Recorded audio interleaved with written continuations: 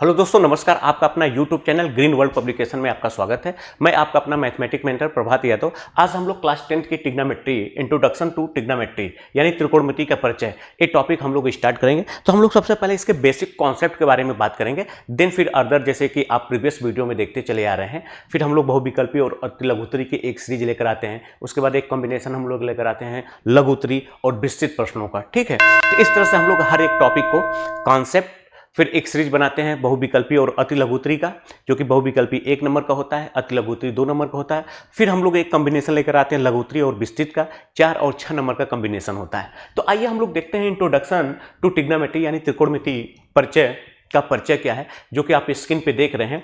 इसमें हम लोग सबसे पहले बात करेंगे एक्चुअल में बेसिक कॉन्सेप्ट के बारे में, जैसे ट्रिग्नोमेट्री रेशियो, त्रिकोणमिति अनुपात क्या होता है, ट्रिग्नोमेट्री फंक्शन, त्रिकोणमिति फलन क्या होते हैं। ठीक है, फिर हम लोग इसके स्वरसंख्या के बारे में बात करेंगे, जिसको इंग्लिश में हम लोग बोलते हैं आइडेंटिटी क्या होती है। फिर इनके बीच में रिलेशंस क्या होते हैं। फिर हम लोग ट्रिग्नोमेट्री टेबल के बारे में बात करेंगे, जैसे आप लोग पढ़े हैं कि साइन 0 डिग्री का मान क्या होता है, साइन 30 अंश का मान क्या होता है, साइन 45 अंश का मान क्या होता है। फिर डिग्री और रिलेशन रेडियन क्या होता है, इसके बारे में हम लोग डिस्कस करेंगे। तो आइए शुरुआत करते हैं इंट्रोडक्शन में। एक चीज़ हम लोग ये देखते हैं कि सबसे पहले त्रिकोणमिति का मतलब ये होता है कि 3 कोणों वाली आकृति अर्थात त्रिभुज। त्रिकोणमिति का मतलब क्या होता है, 3 कोणों वाली आकृति अर्थात त्रिभुज। तो हम लोग जो हमारी ट्रिग्नोमेट्री है बेसिकली त्रिभुज के इर्द गिर्द ही ये रहती है। इसी चीज़ को स्टडी करने के लिए त्रिभुज में, जैसे इनकी भुजाओं के बारे में, इनके कोणों के बारे में हम लोग को स्टडी करने के लिए ही हम लोग ट्रिग्नोमेट्री का यूज करते हैं। वहीं से इसकी उत्पत्ति हुई। ठीक है, तो ट्रिग्नोमेट्री में हम सब लोग जानते हैं कि 3 कोणों वाली आकृति। तो इसमें सबसे पहले हम लोग बात करने जा रहे हैं, जो आपका पहला कॉन्सेप्ट है, इसको हम लोग बोलते हैं त्रिकोणमितीय अनुपात।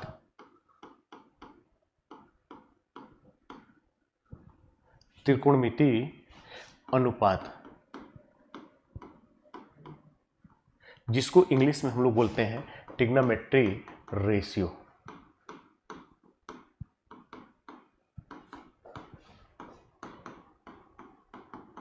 ठीक है, तो आइए हम लोग सबसे पहले समझते हैं कि त्रिकोणमिति अनुपात अर्थात ट्रिग्नोमेट्री रेशियो क्या होता है। तो जैसे मान लीजिए कि हम लोग एक राइट एंगल ट्राइंगल बनाते हैं, तो इसमें सबसे पहले त्रिकोणमितीय अनुपात में थोड़ा सा हम लोग और बेसिक से समझ लेते हैं। इसमें सबसे पहले हम लोग एंगल के बारे में बात करते हैं। कोण क्या होता है, कोण को हम लोग इंग्लिश में बोलते हैं एंगल। एंगल क्या होता है, देखिए एंगल का मतलब ये होता है कि एंगल बेसिकली का मतलब होता है घुमाव। तो घुमाव का मतलब क्या होता है, जैसे मान लीजिए कोई एक लाइन है ओ ए है आपका पॉइंट ओ आपका फिक्स है।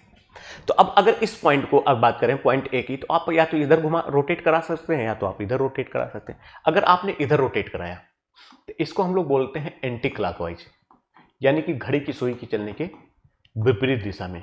अगर आपने इसको इधर रोटेट कराया तो इसको हम लोग बोलते हैं क्लॉकवाइज।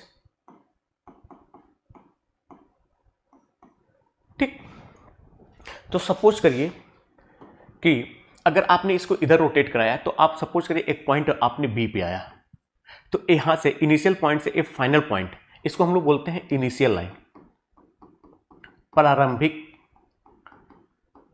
रेखा या इनिशियल रे या सेगमेंट, लाइन सेगमेंट, प्रारंभिक किरण।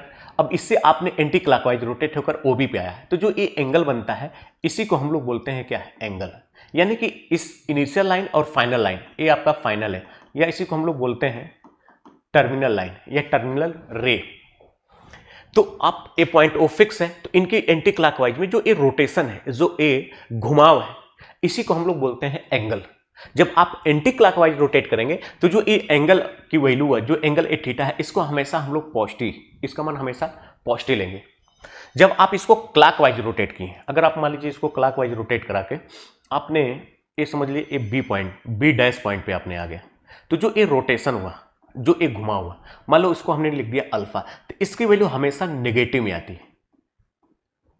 ठीक है, तो कोण का मतलब क्या होता है कि जब कोई प्रारंभिक रे अर्थात किरण क्लॉकवाइज या एंटी क्लॉकवाइज रोटेट होकर अपने फाइनल रे यानी फाइनल पोजीशन पे पहुंचती है, तो उनके बीच का जो अमाउंट ऑफ रोटेशन होता है, जो घुमाव होता है, उसी को हम लोग बोलते हैं क्या, एंगल है। अब एंगल दो टाइप का होता है, एक पॉजिटिव एंगल होता है, एक नेगेटिव एंगल होता है। क्योंकि एंगल जो होता है, एंगल हो चाहे डिस्टेंस हो, हमेशा पॉजिटिव होती है। तो यहाँ पे मैं आपके सामने ये कह रहा हूं कि जब आप एंटी क्लॉकवाइज रोटेट कराएंगे तो इसकी जो वैल्यू आएगी थीटा की, इसको आप पॉजिटिव बोलेंगे। तो ये पॉजिटिव साइन आपको ये बता रहा है कि एक्चुअल में आपने एंगल को एंटी क्लॉकवाइज रोटेट कराया। जब आप इसको किसी रेस को इनिशियल पॉइंट से फाइनल पॉइंट पे क्लॉकवाइज डायरेक्शन में, घड़ी की चलने की सुई की दिशा की दिशा में अगर आप रोटेट कराएंगे तो जो ये एंगल, जो अमाउंट ऑफ रोटेशन बनेगा, ये आपका नेगेटिव साइन आप लगाते हैं। तो नेगेटिव साइन आपको ये बताता है कि एक्चुअल में आपने क्लॉकवाइज रोटेट कराया है, और एंगल अगर पॉजिटिव लिखा है इसका मतलब आपने उसको एंटी क्लॉकवाइज रोटेट कराया है। ठीक, अब इसके बाद हम लोग क्या करते हैं, ये हो गया आपका एंगल। अब एंगल के बाद हम लोग बात करते हैं इसके यूनिट की। यूनिट मतलब कि एंगल को मापते क्या है। तो देखिए, जो बेसिकली इसको मापने का तीन होता है। एक होता है आपका डिग्री अंश में, एक होता है आपका रेडियन, जिसको आप जैसे pi radian, pi by 2 radian, और एक होता है आपका ग्रेड, उस सिलेबस से हट गया है, जिसको हम लोग स्मॉल जी से डिनोट करते हैं। तो बेसिकली इसकी जो यूनिट होती है आप दो टाइप की, एक हो गया आपका डिग्री, जिसको हिंदी में आप बोलते हैं अंश, और एक हो गया आपका रेडियन, जिसको आप हिंदी में बोलते हैं, रेडियन का मतलब रेडियन ही लिखते हैं इसको। ठीक, डिग्री को आप डिनोट करते हैं, जैसे हमने लिखा इज 0, इसको आप बोलते हैं डिग्री। अब जैसे हमने लिखा रेडियन, मतलब जैसे हमने लिखा पाई बाई 6 रेडियन, रेडियन मतलब इसको हम लोग बोलते हैं रेडियन, या जनरली हम लोग लिखते हैं 6। तो ये पाई बाई 6 क्या है, इसके ऊपर हमने स्मॉल सी का यूज नहीं किया है। इसका मतलब ये है कि ये भी आपकी इसकी यूनिट क्या है, रेडियन है।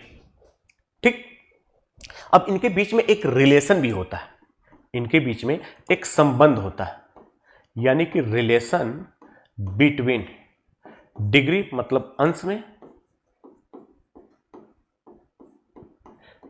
And radian.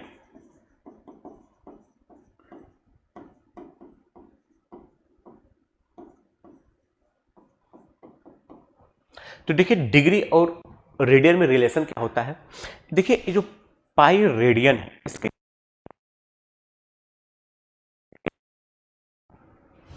ठीक कैसे होता है कि एक यूनिट सर्किल की रेडियस ले लीजिए, उसको अगर एक कंप्लीट रोटेशन कराएंगे तो वो कितना एंगल रोटेट करेगा, 360 डिग्री, और कितना सरकमफ्रेंस हुआ 2 पाई आर, आर बराबर 1, यानी 2 पाई बराबर 360 डिग्री। तो पाई बराबर क्या हो जाएगा, 180 डिग्री। ठीक, तो पाई क्या होता है, रेडियन। अब यहां से अगर मान लीजिए आपको 1 रेडियन की वैल्यू निकालना है डिग्री में, तो पाई से आप डिवाइड करेंगे तो ये हो जाएगा 180 अपॉन पाई। ये क्या हो जाएगा आपका डिग्री। अगर आप यहां से 1 डिग्री की वैल्यू निकालेंगे तो ये हो जाएगा आपका,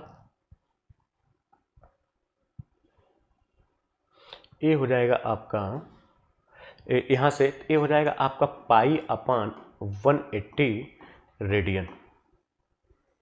ये हमने आपको बेसिक इंट्रोडक्शन में बताया, जो कि आप बहुत बेसिक क्लास 9 से ही पढ़ते चले आ रहे हैं, कि उसमें भी इंट्रोडक्शन ट्रिग्नोमेट्री का, तो आप बहुत बेसिक से इसको समझते चले आ रहे हैं कि एंगल क्या होता है, डिग्री क्या होता है, रेडियन क्या होता है।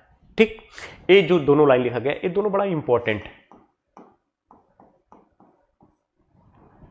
ठीक, तब अब हम लोग आते हैं अब इसके रेशियो के बारे में। अब देखिए, इसके रेशियो के बारे में क्या होगा, पहले आइए एंगल को समझ लेते हैं तो ज़्यादा अच्छा रहेगा। अब देखिए, यहाँ पे एंगल की अगर हम लोग बात करते हैं, सपोज करिए कोई एक आपका समकोण त्रिभुज है, ए बी सी।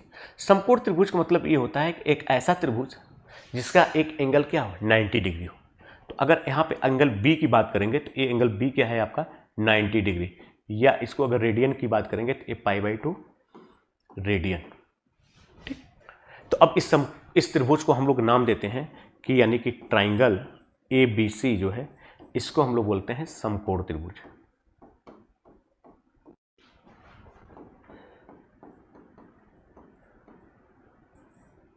जिसको इंग्लिश में बोलते हैं राइट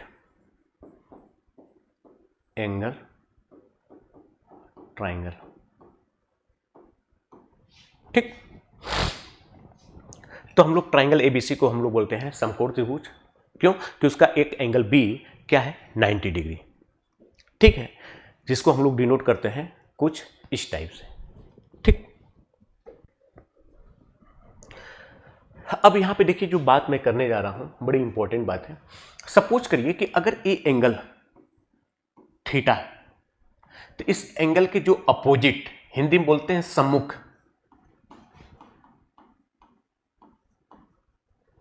जो साइड होगा, सम्मुख जो भुजा होगी, इसको हम लोग हमेशा बोलेंगे लंब, जिसको इंग्लिश में बोलते हैं परपेंडिकुलर।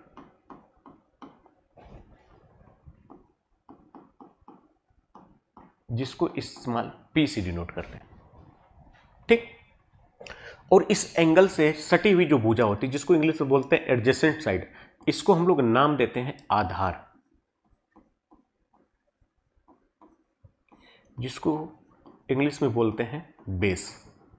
जो 90 डिग्री के सामने की जो भुजा होती है, इसको हम लोग बोलते हैं कर्ण, जिसको इंग्लिश में बोलते हैं हाइपोटेनस, जिसको इस्तेमाल एच से डिनोट करते हैं। ठीक, एक मैथमेटिशियन थे जिनका नाम था पाइथागोरस। उन्होंने ये बताया था कि अगर आपने एक समकोण त्रिभुज बनाया, अगर ये लेंथ, इसकी कुछ लेंथ होगी, ए भी कुछ लेंथ होगी, ए भी कुछ लेंथ होगी, तो कह रहा इस लेंथ का अगर आपने स्क्वायर किया, जिसको हम लोग डिनोट करते हैं स्मॉल बी से, यानी कि स्मॉल बी का स्क्वायर, सॉरी, इसको आपने डिनोट किया था इसे, इसका अगर आप स्क्वायर करते हैं स्मॉल, तो ये कह रहा था ये जो बड़ी साइड होती है सबसे, इस स्क्वायर के इक्वल होता है। कोई भी समकोण त्रिभुज, तो इसको हम लोग बोलते हैं लंब का स्क्वायर प्लस आधार का स्क्वायर बराबर कर्ण का स्क्वायर। ठीक, तो अब यहां पे देखिए 3 पैरामीटर है, एक बेस है, एक परपेंडिकुलर है, एक हाइपोटेनस है। ठीक, तो इसका मतलब क्या है कि अगर आपको ए दिया है, हाइपोटेनस दिया है, ए दिया है, तो आप यहां से बेस निकाल सकते हैं। अगर आपको बेस दिया है, परपेंडिकुलर दिया है, तो आप हाइपोटेनस निकाल सकते हैं। अगर आपको कर्ण दिया है, मतलब हाइपोटेनस दिया है, और इसके बाद आपको बेस दिया है, तो आप यहां से परपेंडिकुलर फाइंड आउट कर सकते हैं। अब आइए इसी में थोड़ा सा और हम लोग बेहतर ढंग से समझते हैं। सपोज करिए अगर आप इस एंगल की बात कर रहे हैं, ये एंगल सपोज करिए अल्फा है। ठीक, तो अब इस एंगल के लिए जो इसके सम्मुख यानी कि अपोजिट जो साइन होगी, इसको अब आप बोलेंगे परपेंडिकुलर, और इससे जो सटी हुई साइड हो, अब इसको आप बोलेंगे क्या है, बेस। और ये तो हाइपोटेनस जो कर्ण है, ये तो फिक्स रहेगा दोनों में। इसका मतलब ए हुआ, इसका मतलब ए हुआ। ये बड़ी इंपॉर्टेंट बात है, इसमें बहुत सारे बच्चे कंफ्यूज रहते हैं, क्योंकि आपके एग्जाम भी बहुत करीब आ गए हैं। तो अब इसमें क्लियर है कि राइट एंगल ट्राइंगल में, यानी समकोण त्रिभुज में जो एंगल होता है, एंगल के अकॉर्डिंग परपेंडिकुलर यानी लंब और आधार भुजाएं चेंज होती रहती हैं। मतलब कि लंब और आधार दोनों फिक्स नहीं होती, लेकिन कर्ण हमेशा फिक्स होता है। ठीक, तो अब अगर हम कहेंगे कि इस एंगल के रिस्पेक्ट में बात करेंगे, तो अब इसके लिए ए क्या है, परपेंडिकुलर है, लंब है। अगर इस एंगल की बात करेंगे तो इसके लिए लंब ए है। तो मुझे उम्मीद करता हूं कि यहां तक आप बातों को समझ रहे हो। अब यहां पे देखिए ट्रिग्नोमेट्री रेशियो की अगर हम लोग बात करते हैं, त्रिकोणमितीय अनुपात की बात करते हैं, तो जैसे एक साइड ए है, एक साइड ए है, एक साइड ए है, इस साइड और इस साइड पी और एच का रेशियो, इसको नाम दिया गया साइन फंक्शन। किस एंगल के रेस्पेक्ट में बात कर रहे हैं, अगर इस एंगल के रेस्पेक्ट में बात कर रहे हैं तो इसकी वैल्यू साइन थीटा के बराबर होगा। भाई अगर इसको आप चांद से, जैसा आप लोग मेजरमेंट हम लोग करते हैं, तो ये जो एंगल यहाँ बनेगा, उसकी, इसकी और इसकी वैल्यू उस एंगल के साइन के बराबर होगा, इसकी कॉस के। तो अब आइए हम लोग डिस्कस करने जा रहे हैं, क्या बोलते हैं, त्रिकोणमितीय अनुपात पे। तो देखिए त्रिकोणमितीय अनुपात क्या होता है। तो सबसे पहला आप लिखेंगे त्रिकोणमितीय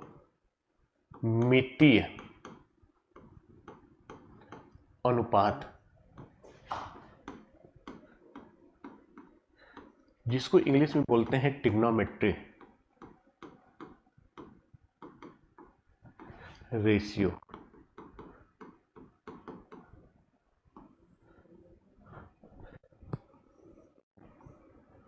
त्रिकोणमितीय अनुपात।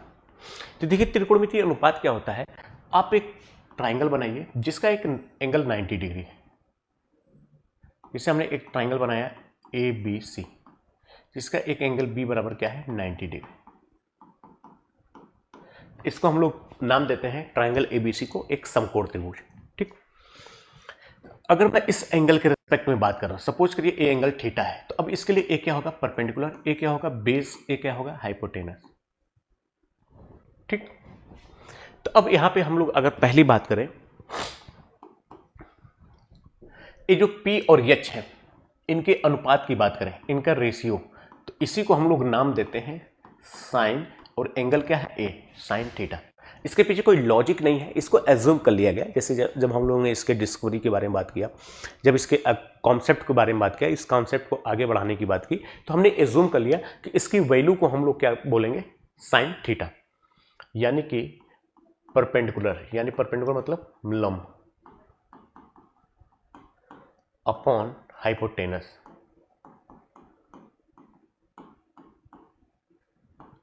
ठीक, जिसको आप बोलते हैं लंब बटे कर्ण। ठीक, दूसरी बात है, अब इसी तरह से B और H के रेशियो को लोगों ने नाम दिया कॉस थीटा। इसका मतलब इसको हम लोग बोलते हैं आधार बटे कर्ण,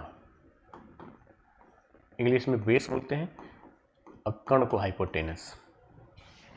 ठीक, फिर देखा गया कि जो ए साइड है और इस साइड के रेशियो को नाम दिया गया इस एंगल के रिस्पेक्ट में tan, तो यानी कि P बाई बी, इसको नाम दिया गया है tan थीटा, यानी कि लंब बटे आधार। ठीक, अच्छा P बाई बी को हम लोग थोड़ा सा और कुछ कर सकते हैं। अगर हम लोग दोनों को P को भी और B को अगर हम लोग H से डिवाइड कर दें तो कुछ आपका इस टाइप से हो सकता है, P upon H upon B by H। देखिए P बाई बी को आपने नाम दिया है साइन थीटा और B बाई H को आपने नाम दिया है कॉस थीटा, तो इसको हम लोग लिख नहीं सकते हैं sine theta upon cos theta.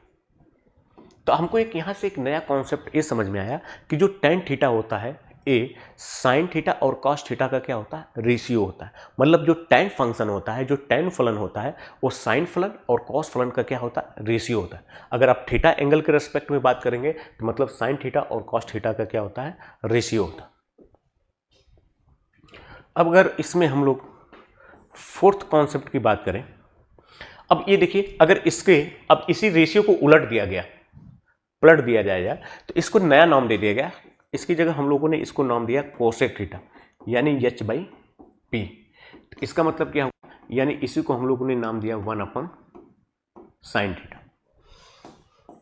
अब इस रेशियो को अगर आपने चेंज कर दिया तो इसको नाम दिया गया सेक थीटा, मतलब 1 बाई कॉस थीटा को ही नाम दिया गया सेक थीटा, और इसको हम लोगों ने बताया कि H अपॉन बी।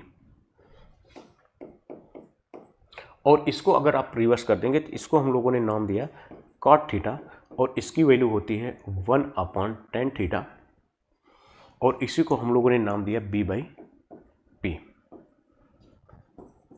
तो इस तरह से हम लोग यहाँ पे देख रहे हैं कि हमको 6 trigonometric function, 6 trigonometric functions sine cos tan sec cosec और कॉट हमको प्राप्त हुए। तो अब इसमें हमको अगर जैसे सपोज करिए कि आपको साइन थीटा बराबर कुछ दिया है, जैसे हमने लिखा 3/5, हमने कहा कॉस थीटा का मान बताइए, टेन थीटा का मान बताइए, तो आप एक राइट एंगल ट्राइंगल बनाएंगे। अगर आपने सपोज किया ए एंगल थीटा है तो इसका मतलब परपेंडिकुलर होगा, ए बेस होगा, ए हाइपोटेनस होगा। तो अब यहां से जैसे मैं अब आप कहूं कि इसका यूज कैसे करेंगे, सपोज करिए कि मैंने लिखा कि in right angle triangle A B, हमने कहा कि sine theta is equal to लिखा है 3/5, देन तब आप अदर ट्रिग्नोमेट्रिक फंक्शन की बात करिए, अदर ट्रिग्नोमेट्री फंक्शन या रेशियो, को आप फाइंड आउट करिए। तो यहां पे देखिए, अगर आपने एक राइट एंगल ट्राइंगल बनाया, सपोज करिए ए एंगल थीटा है, ये है आपका ए बी सी। तो इस एंगल के सामने की जो साइड होगी यानी सम्मुख साइड होगी, इसको पी बोलेंगे, इसको आप बी बोलेंगे और इसको आप एच बोलेंगे। अब यहां पे देखिए, यहां पे आप P अपॉन एच का क्या होता है, रेशियो होता है। तो अगर आप कंपेयर करेंगे तो P बराबर 3, एच बराबर 5, तो पाइथागोरस थ्योरम से B बराबर आपका आ जाएगा यहाँ से B बराबर यानी कि अंडर रूट एच का स्क्वायर माइनस पी का स्क्वायर बराबर ए कितना हो जाएगा आपका 4। 25 में से 9 जाए 16, 16 का स्क्वायर रूट क्या होगा 4। तो अब यहाँ से आपको जैसे सपोज करिए कॉस थीटा निकालना है, तो कॉस थीटा आप जानते हैं b बाई एच होता है, तो ये हो जाएगा आपका 4/5। जैसे अगर आपको टेन थीटा निकालना है, तो टेन थीटा बराबर होता है p बाई बी यानी कि 3/4। अब ये हो गया आपका 3, ये हो गया आपका 5 और ये हो गया आपका 4। तो इस तरह से आप इसके अन्य ट्रिग्नोमेट्रिक फंक्शन यानी त्रिकोणमितीय रेशियो या त्रिकोणमितीय अनुपात आप फाइंड आउट कर सकते हैं। ठीक, अब आइए इसमें आगे बढ़ते हैं। अब त्रिकोणमितीय अनुपात के बाद अब यहां पे देखिए त्रिकोणमितीय सर्वसमीकरण के बारे में बात कर लेते हैं।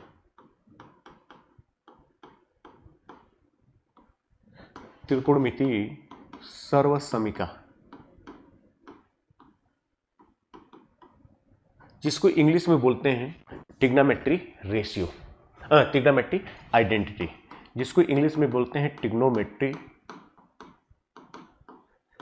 रेशियो। देखिए ट्रिग्नोमेट्री रेशियो क्या होती है, हमने आपको बताया था कि अगर एक राइट एंगल ट्राइंगल है, सपोज करिए ए बी सी, अगर ए एंगल थीटा है, ए पी है, ए बी है और ए एच, इसको आप बोलते हैं लंब, इसको आप बोलते हैं आधार और इसको आप बोलते हैं कर्ण।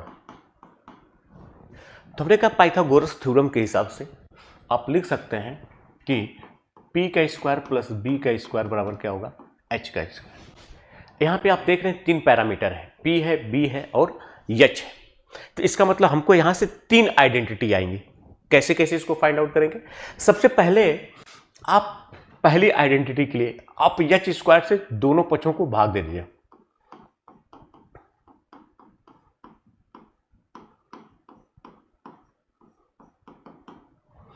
तो यहां से आपका हो जाएगा P square upon H square, B square upon H square बराबर H square by H square. इसको आप लिख सकते हैं पी बाई एच का होल स्क्वायर, इसको लिख सकते हैं बी बाई एच का whole square is equal to 1। ठीक, अब यहां से हम लोग ये समझ रहे हैं कि देखिए हमने त्रिकोणमितीय अनुपात में p बाई एच को आपने नाम दिया था, अगर इस थीटा के रेस्पेक्ट में बात करें तो साइन थीटा, इसको लिख सकते हैं साइन थीटा का होल स्क्वायर, और b बाई एच को आपने नाम दिया था कॉस थीटा, इसको लिख सकते हैं कॉस थीटा का होल स्क्वायर। या यहां से आप लिख सकते हैं इसको साइन स्क्वायर थीटा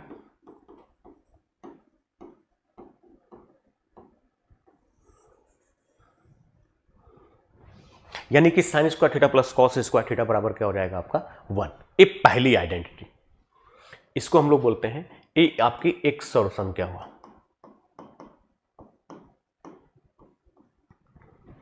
ठीक, अब यहां से देखिए दूसरी सर्वसंख्या निकालने के लिए, अब इसमें अब दूसरा पैरामीटर क्या है, आप मान लीजिए बी से दोनों तरफ डिवाइड कर दीजिए, तो बी से बी स्क्वायर से भाग देने पे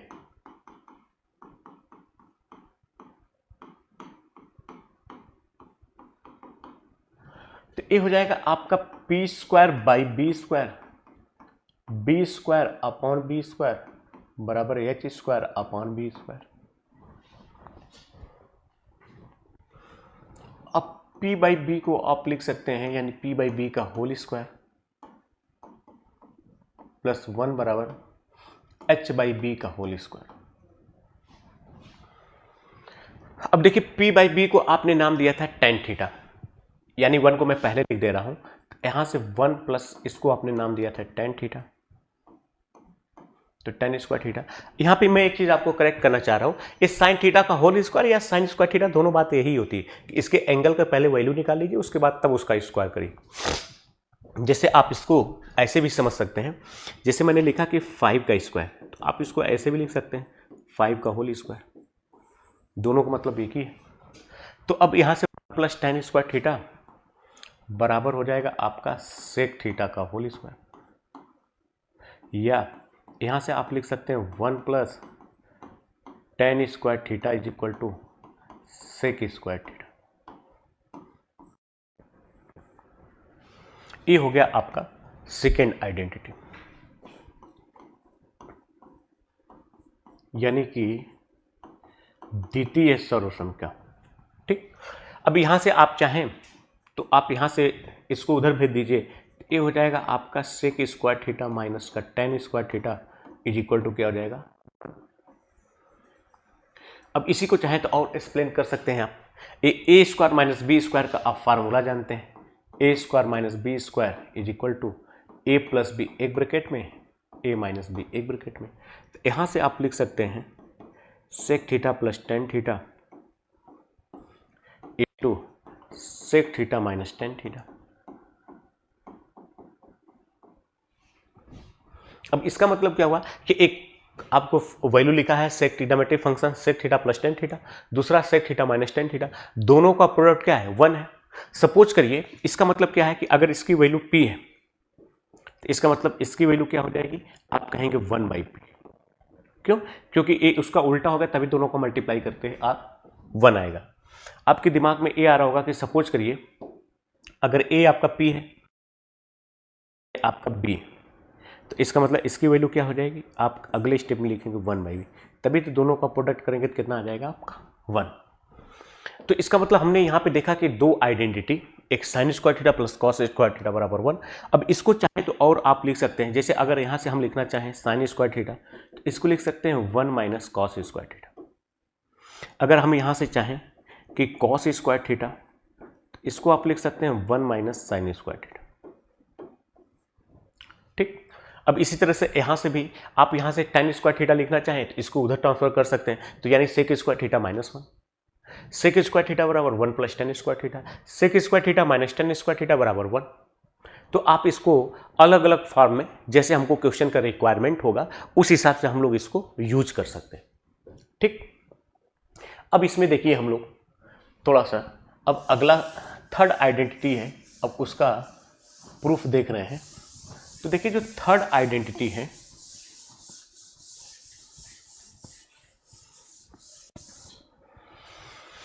अब देखिए थर्ड आइडेंटिटी के लिए अब आपका यानी तीसरी जो सर्व समीक्षा है,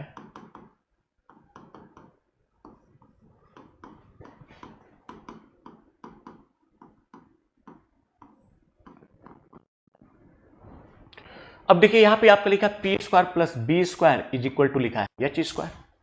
अब आपका यहां पे बचा पैरामीटर क्या है, जो पैरामीटर है p। अब p से आपने डिवाइड नहीं किया तो अब p स्क्वायर से दोनों साइड भाग देने पे, यानी कि p स्क्वायर से दोनों पक्षों को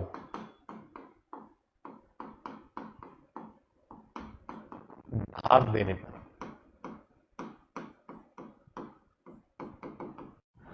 तो ये हो जाएगा आपका p square upon p square plus b square upon p square बराबर क्या हो जाएगा H square upon p square. अब इसकी वैल्यू क्या हो जाएगी, तो आप जानते हैं इसकी वैल्यू 1 हो जाएगी। इसको लिख सकते हैं b बाई पी का होल स्क्वायर बराबर एच बाई पी का होल स्क्वायर। आप देखेंगे इसके पहले वाले स्लाइड में जिसमें हमने आपको त्रिकोणमितीय अनुपात के बारे में बात किया था कि अगर a अपार a लिखा रहेगा b बाई पी, तो इसको आप नाम दिए थे कॉट। अगर एंगल की बात करें तो कॉट थीटा का होल स्क्वायर और एच बाई पी, इसके और इसके रेशियो को आपने नाम दिया था कोसेक थीटा का होल स्क्वायर। अब इसको चाहे तो आप इस तरह से लिख सकते हैं 1 plus cot square theta is equal to क्या हो जाएगा आपका एक कोसेक स्क्वायर थीटा।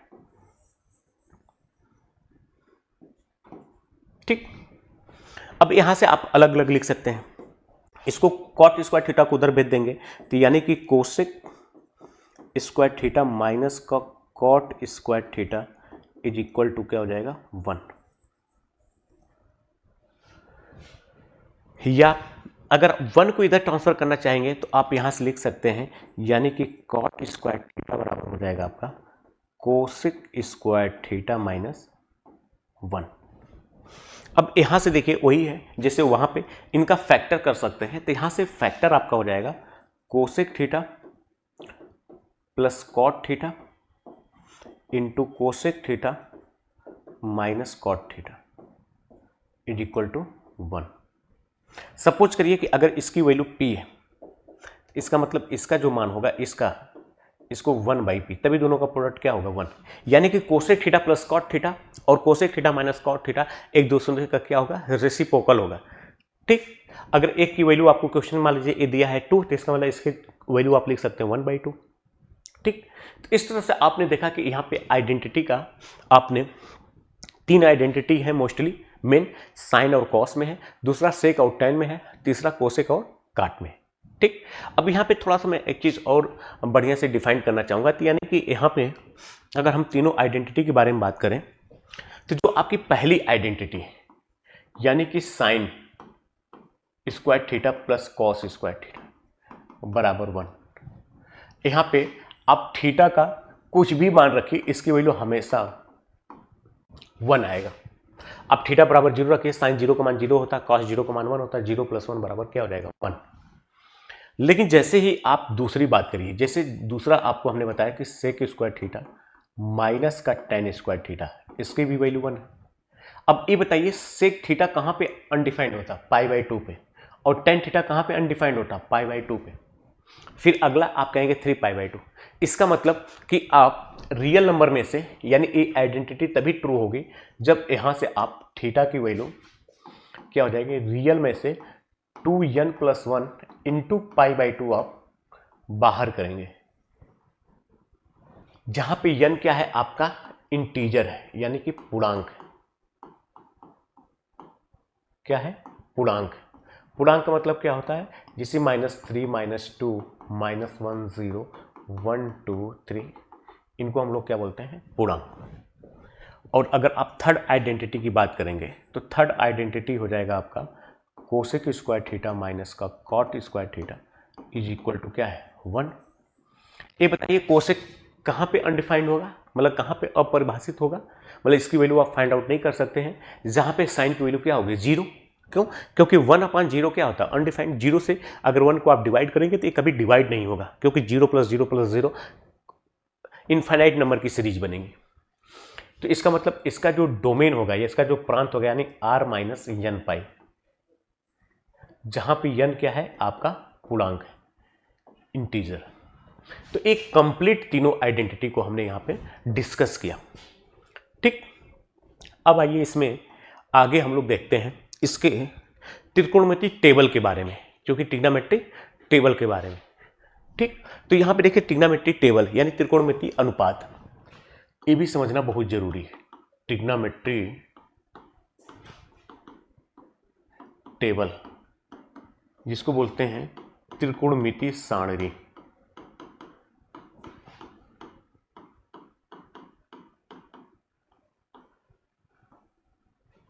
ठीक, अब ट्रिग्नोमेट्री सारणी में क्या होता है कि जैसा कि आप हमने यहां पे एक फंक्शन लिखा फलन,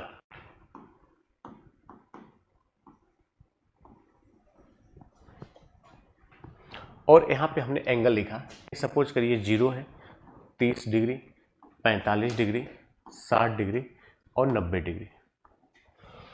अब यहां पे हमने फलन में जैसे पहला आपको हमने लिखा साइन थीटा, दूसरा हमने लिखा कॉस थीटा, तीसरा हमने लिखा टेन थीटा, इसको हमने लिखा 0 डिग्री, इसको हमने लिखा 30 डिग्री, 45 डिग्री, 60 डिग्री और 90 डिग्री। तो देखिए साइन 0 का मान क्या होगा, तो इसको निकालने के लिए आप यहाँ पे एक ट्रिक टाइप का हम लोग यहाँ पे बताते हैं, जैसे आपको दिमाग में बात रहे। अब जैसा कि कुछ बच्चे हैं जो जानते भी हैं, इसको हर बुक में भी मिलता है। आप यहाँ से स्टार्ट करिए 0, 1, 2, 3, 4 और 4 से इसको डिवाइड कर दीजिए सारे नंबर को और स्क्वायर रूट ले लीजिए। जब आप इसका स्क्वायर रूट लेंगे तो 0 में किसी भी नंबर से डिवाइड करके इसका मान होगा 0, 0 का स्क्वायर रूट क्या होगा 0, इसका क्या हो जाएगा 1/2, ये हो जाएगा आपका √3/2 और ये हो जाएगा आपका 1। ठीक, अब इसके बाद क्या करेंगे, cos थीटा का मान निकालना है, तो अब इसी को रिवर्स ऑर्डर में लिख दीजिए।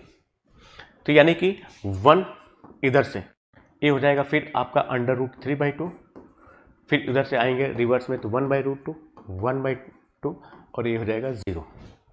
अगर आपको tan थीटा की वैल्यू लिखना है तो आप जानते हैं कि tan थीटा अभी हमने बताया था जो इसका अनुपात होता है sin अपॉन cos का।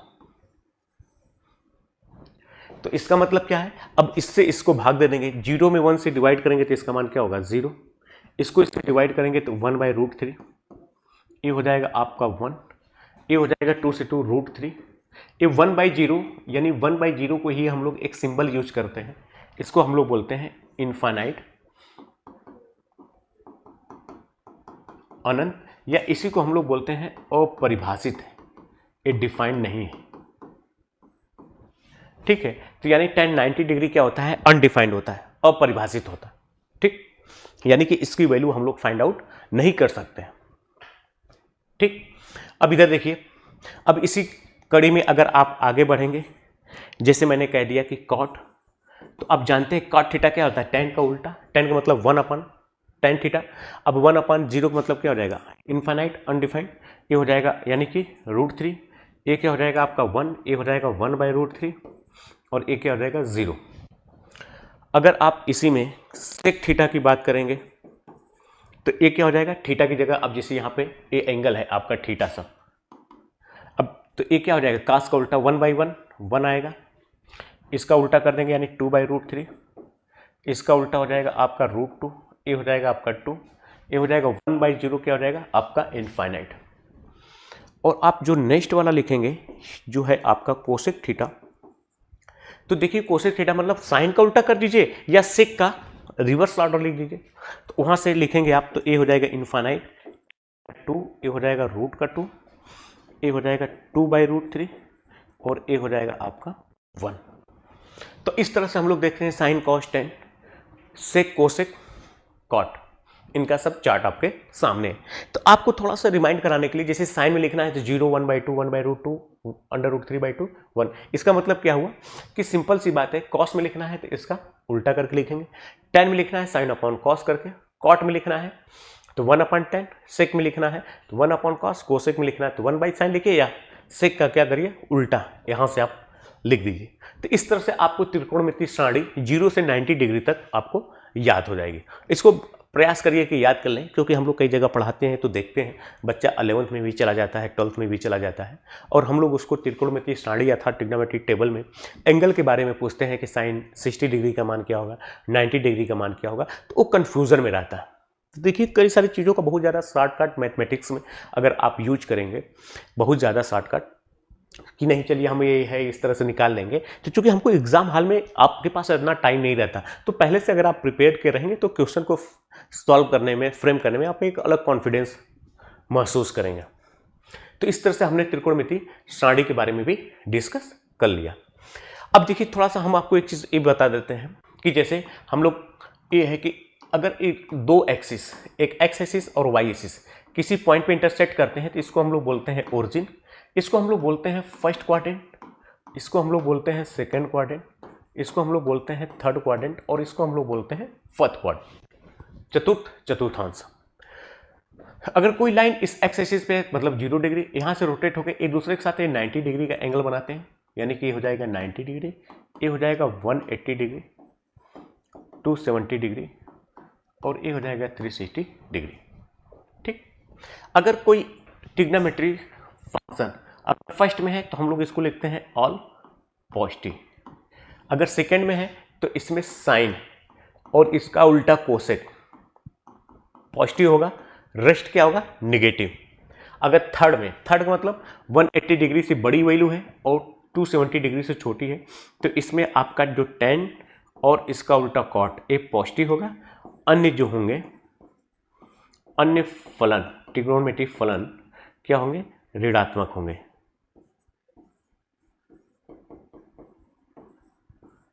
अगर आपका फोर्थ में लाई करें तो इसमें आपका हो जाएगा cos और इसका उल्टा होता है sec, ये हो जाएगा पॉजिटिव और हो जाएगा आपका अन्य त्रिकोणमिति